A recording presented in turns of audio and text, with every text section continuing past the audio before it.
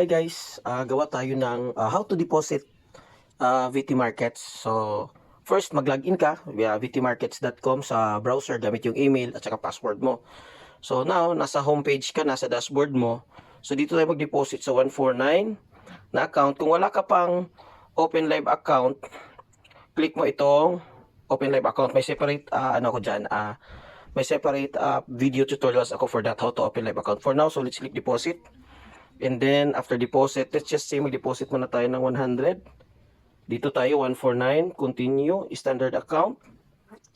And then, local bank. So, local bank, guys, make it sure na pag-create nyo ng account, PH or Philippine address nilagay nyo para nandito itong local bank. Ito yung pinakamadali kasi less hassle. So, local bank. So, ito na, 57 lahat. Tapos, okay, dito na tayo guys. So, maraming payment option.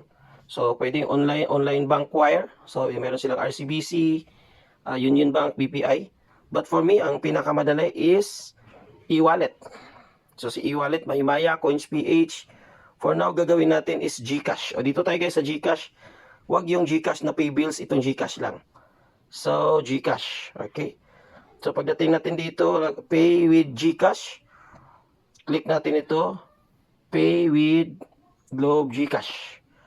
So, click natin yan. And then, bigyan natin yung number natin sa GCash. Tapos, next. Tapos, may lalagay na code, may lalabas na code. So, type lang natin 527485. 527485. Next. Tapos, yung ano natin sa GCash. 4 digit sa GCash. Tapos, pay. So, tingnan natin.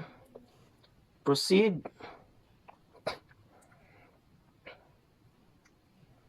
So, ito na. Successful na.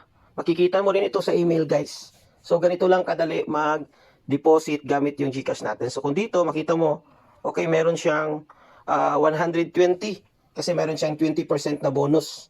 Pero kung 300 yung ilalagay mo hanggang 1,000, meron siyang 100% na bonus. So, meron kang balance na 100, mas meron kayong credit na another 300. So, mag times 2 siya ang tradable account mo. Alright?